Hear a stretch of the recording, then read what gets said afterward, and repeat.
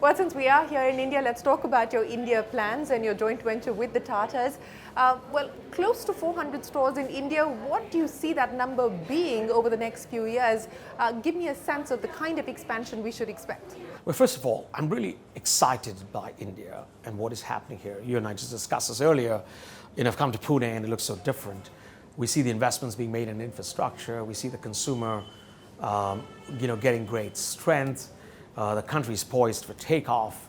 And our business has been built very systematically over the course of the last 10 years with a base of partners who are extremely strong and a partner like the Tatas where the values are entirely consistent. Chandra and I have known each other for years and it's a very similar orientation to India, the potential of India and where we could go. What we have announced is the fact that we're going to be opening, if you look at last year, we opened one store every 5 days. We're now moving to one store every 3 days. And we have a wonderful team leading the business, and I'm deeply supportive and appreciative of all that they do. And when they told me one store in 3 days, I said, that's amazing, well done. What are we now doing for the other 2 days? And I think what this tells you a little bit is the ambitions for India. So what are you going to be doing for the other 2 days? The team is on it. The team is working obviously on things to do, but what I appreciate very much is beverage and coffee is core, and I love the coffee culture that we're building. Food attached is a business that we have, and we've got a range of food products that attach to the beverages that we have that are terrific and that we've well done. We're working on things that are accessible, the Pico price point, the filter coffee that you drank. And so all that's just for India. But in addition to that, what may not be entirely visible to you is the work we're doing behind the scenes.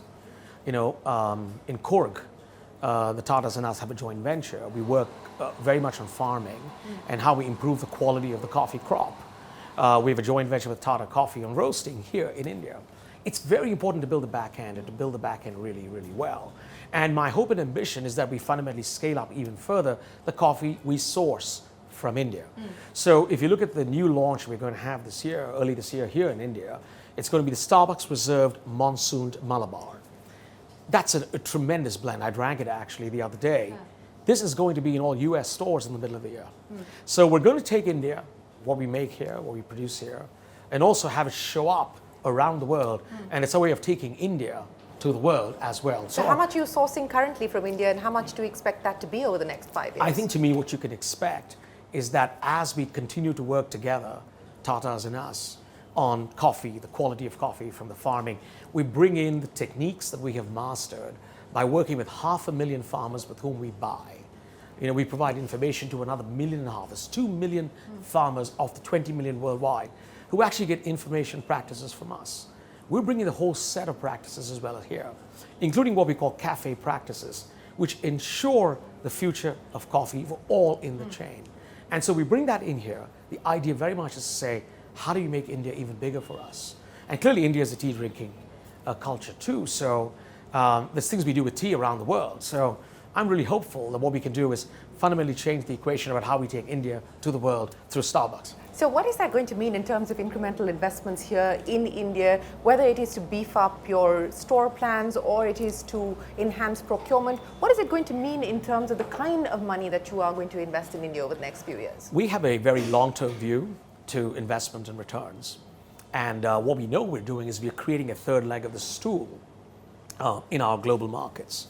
As far as India is particularly concerned, the team knows that the brand and how we deliver the brand is really very important. The values are super critical for us.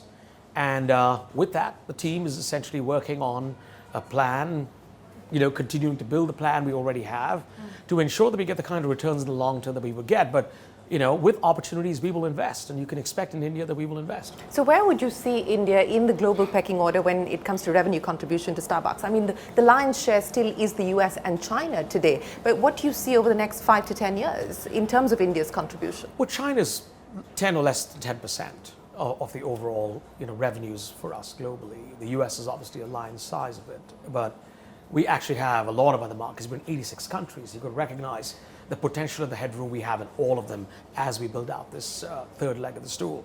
India's at about 400 stores, but we have 38,000 stores globally. Our plan is to get to 55,000 stores over the course of the next 5 years, with 3 out of the 4 stores being outside of the US. India will also have a big role in this.